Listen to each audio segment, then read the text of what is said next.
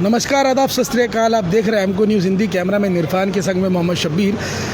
आज जितनी बड़ी ऐतिहासिक जीत होने के बावजूद भी कहीं ना कहीं लोगों के दिल में ये मंशा रह गया है कि नंदीग्राम से जो वाक़या जो पेश आ रहा है, कहीं ना कहीं लोगों के दिल में ये सोच ऐसा आ गया है कि पता नहीं क्यों इलेक्शन कमीशन के ऊपर में बहुत सारे लोगों का एक गुस्सा उमड़ पड़ा है।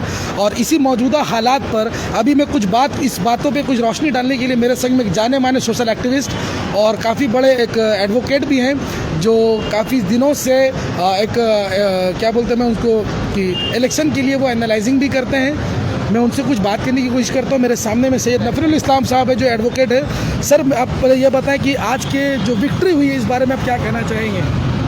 देखिए, ये जो जीत है, ये जीत लोगों की जीत है, इकाई की जीत है, यूनिटी की जीत है, पीस की जीत है, सैंक्टिटी की जीत है, सच्चाई की जीत है। जिस तरीके से धर्मांतर को लेकर मगही बंगाल में रैलियां चल रही थी, पोलराइजेशन का जो मुद्दा चल रहा था, तो कहीं ना कहीं ये नज़र आया कि ये पोलराइजेशन बीजेपी में खुद में आपस में हो गया, बीजेपी और एंटी बीजेपी को लेकर जी। और यही वजह है कि ममता बनर्जी तीसरी बार पूर्ण बहुमत के साथ तकरीबन 214 सीट लाकर सरकार बनाने जा रही है। एक इतिहास रच चुकी है। देखिए, मैं ये बोलना चाहता हूँ सर, अभी आपकी बात करो, मैं ये बोलना चाहता हूँ, कहीं ना कहीं पश्चिम बंगाल में ममता बनर्जी जो सुप्रीमो है टीएमसी की, उनका जो एक सपना था कि पश्चिम बंगाल में 200 ऊपर की सीट लाएंगे, उनका जो ख्वाब था, जो उन्होंने एक लोगों से जो एक अनुरोध किया था कि आप मुझे 200 के ऊपर सीट दिलाएं, तो कहीं ना कहीं पश्चिम बंगाल के लोगों ने ये उनकी बात को रखते हुए उनको ये जीत दिलाई है। ये बहुत बड़ी बात है पश्चिम बंगाल के लोगों के लिए। क्या कहना चाहिए?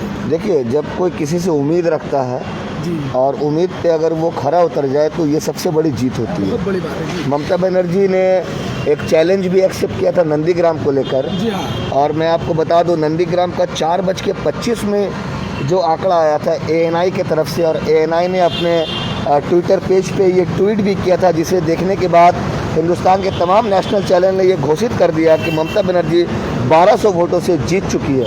लेकिन शाम 7:30 बजे एक सूचना आती है कि ममता बनर्जी 1622 वोटों से हार चुकी है।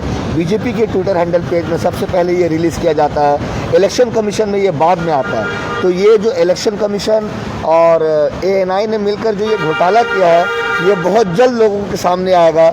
और टीएमसी सुप्रीमो ममता बनर्जी ने भी ये कह दिया कि मैं आखिरी दम तक लड़ूंगी, वीवीपैट हो चाहे पोस्टल बैलेट हो, और जो मशीन है दोबारा से रिकाउंटिंग के लिए वो जाने की चाहत रखती है। हो सकता है इस पर कोई कोर्ट में मामला भी हो और बहुत जल्द रास्ता नज़र आएगा, क्योंकि अभी भारतीय जनता पार्टी के दिमाग में एक ही बात चल रही है कि किस तरीके से ममता बनर्जी को छोटा दिखाया जाए।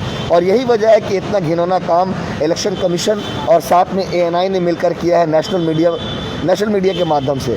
लेकिन ममता बनर्जी मुबारकबाद की हकदार है। ममता बनर्जी ने दिन रात मेहनत किया है और लोगों ने उनका साथ दिया है।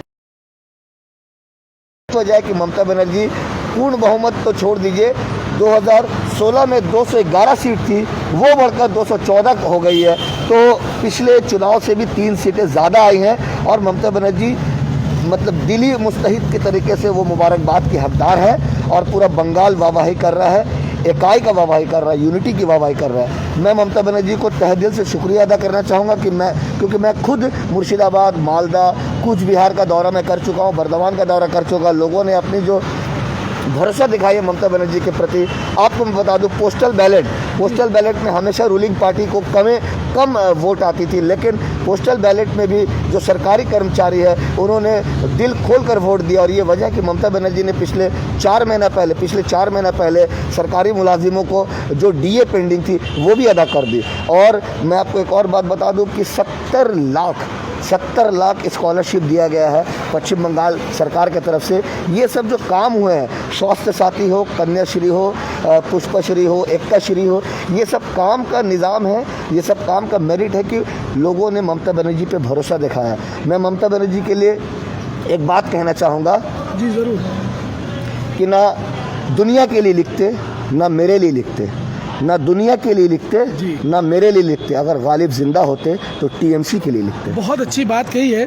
मैं एक सवाल करना चाहूँगा शुवेंदु अधिकारी के बारे में। उन्होंने एक चैलेंज किया था कि वो ममता बनर्जी सुप्रीमो टीएमसी को जो है 50,000 वोटों से अगर वो हरा देते हैं, नहीं हराएंगे तो वो अपना सियासती वो छोड़ देंगे तो 50,000 तो छोड़िए, अभी तो सिर्फ 1600 का ये मामला चल रहा है। तो क्या लगता है शुभेंदु अधिकारी जो है वो सियासत छोड़ देंगे?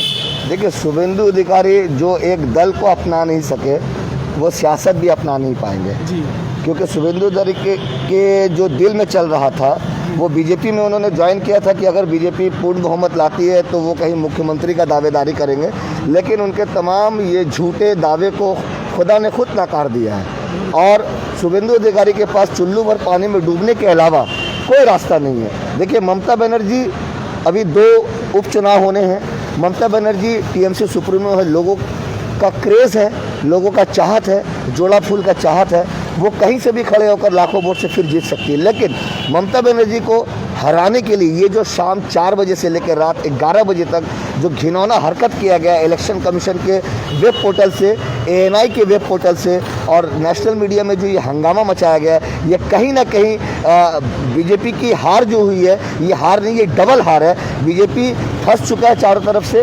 बीजेपी का जो आकलन था, उन्होंने पूरे स्टार कैंपेन टीम को बंगाल में लाकर खड़ा कर दिया था, चाहे वो स्मृति ईरानी हो, कैलाश विजयवर्गीय हो, जेपी नड्डा हो, अमित शाह हो, योगी आदित्यनाथ हो, लेकिन तमाम के जो बातों में कोई मिठास नहीं थी, तमाम की बातों में एक नफरत था। अमित शाह ने कहा कि जैसे हमारी हुकूमत बनेगी मैं बंगाल में एनआरसी ले आऊँगा।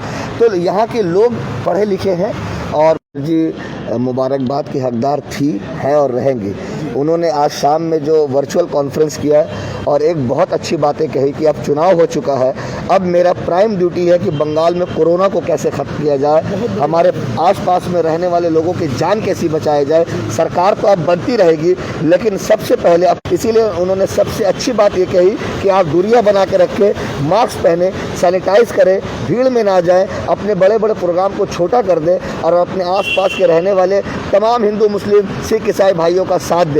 और मैं भी ये अपील करना चाहूँगा आपके इस social media platform MQ news के ज़रिए से कि जो भी प्रोटोकॉल्स कोविड को लेकर जारी की जा रही है, राज्य स्तर में हो या केंद्रीय स्तर में हो, उसका पालन करें, क्योंकि ज़िंदगी बहुत छोटी है। जब तक आँख खुला है दुनिया दिखता है, लेकिन आँख बंद हो जाने के बाद कुछ नहीं दिखता है। तो मैं ये अपील करता हूँ तमाम राज्यवासियों से और देशवासियों से भी कि जश्न मनाएं, जश्न को कायदे की तरह मनाएं, रास्ते में ना निकले, भीड़ ना जमा करें, घर में बैठकर भी जश्न मनाया जा सकता है। लेकिन सबसे इम्पोर्टेंट बात कि बच्चों का देख रेख बहुत ज़रूरी है, बूढ़े लोगों का देख रेख बहुत ज़रूरी है, उन्हें बाहर ना निकलने दें और सरकारी गाइडलाइंस का पालन करें। बहुत बहुत शुक्रिया। आप देख सकते हैं नाज़रीन, काफ़ी अच्छी अच्छी बातें बताई गई। मैं आपको अपने चैनल के माध्यम से एक अनुरोध करता हूं कि ये कोरोना काल से बचने के लिए और उनको मात देने के लिए आप जिस तरीके से कोविड का प्रोटोकॉल किया जाता है, उस तरीके से उनको करें, पालन करें, दूरियाँ बनाए रखें, सैनिटाइज यूज़ करें, मास्क पहने और अपने सेफ और अपने आस पड़ोस लोगों की भी मदद करते रहें। ऐसे ही ग्राउंड रिपोर्ट के लिए और ऐसे ही अच्छे एक्सक्लूसिव न्यूज़ के लिए बने रहे एमक्यू न्यूज़ हिंदी के संग। मैं कैमरामैन इरफान के संग में मोहम्मद शब्बीर। धन्यवाद।